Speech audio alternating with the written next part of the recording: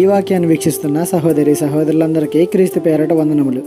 ఈరోజు వాక్యం ద్వారా దేవుడు మనతో చెప్తున్న మాట: స్నేహితుని యందు నమ్మిక ఉంచవద్దు, ముఖ్య స్నేహితుని నమ్ముకొనవద్దు. మేకా గ్రంథము 7వ అధ్యాయం 5వ వచనము. ఈ కాలంలో మనం ఎక్కువగా నా స్నేహితుల చేతుల్లో నేను మోసపోయా అని చెప్పేవారిని చూస్తుంటాం. కానీ బైబిల్ గ్రంథంలో ఎప్పుడో రాసి ఉంది, స్నేహితులను నమ్మవద్దు అని.